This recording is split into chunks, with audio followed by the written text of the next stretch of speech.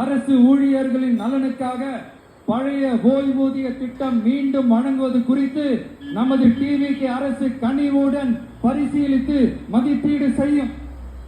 அடுத்தது 5 அல்லது அதற்கு மேற்பட்ட ஆண்டுகள் தொடர்ச்சியாக அரசு பணியை நிறைவு செய்துள்ள அனைத்து தற்காலிக ஆசிரியர்கள், செவிலியர்கள் மற்றும் எழுத்தர் பணியாளர்களை நமது டிவிகே அரசு பணி நிரந்தரம் செய்யும்.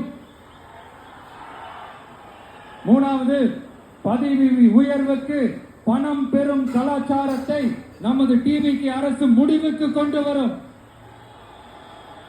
அனைத்து அரசு ஊழியர்களின் இடமாற்றங்களும் வெளிப்படையான மற்றும் கால வரையறைக்கு உட்பட்ட முறையில் நடைமுறைப்படுத்தப்படும்.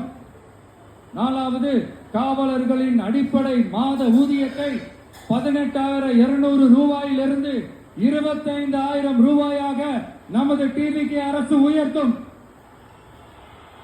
அதிக மன அழுத்தம் உள்ள பணிகளில் ஈடுபடும் காவலர்களுக்கு பணிப்படியாக மாதம் 1000 ரூபாய் கூடுதலாக வழங்கப்படும். காவலர் நலன் மற்றும் பணி நிபந்தனைகள் சட்டத்தை, அதாவது police welfare and working conditions act, நமது டிவிகே அரசு இயற்றும். அச்சட்டத்தின்படி காவலர்களின் பணி நேரங்கள் முறைப்படுத்தப்படும். அதிக பணி சுமை கொண்ட காவலர்களுக்கு வாரத்திற்கு ஒரு சுழற்சி முறை விடுமுறையை உறுதி செய்யப்படும். சலவை படியை, அதாவது வாஷிங் அலவன்ஸ் 500 ரூபாயிலிருந்து 1000 ரூபாயாக உயர்த்தப்படும். மேலும் மதுரை, கோயம்புத்தூர், திருச்சி, திருநெல்வேலி, சேலம் மற்றும் வேலூர் ஆகிய இடங்களில் காவலர் நல மருத்துவமனைகள் நமது டிவிகே அரசு நிறுவும்.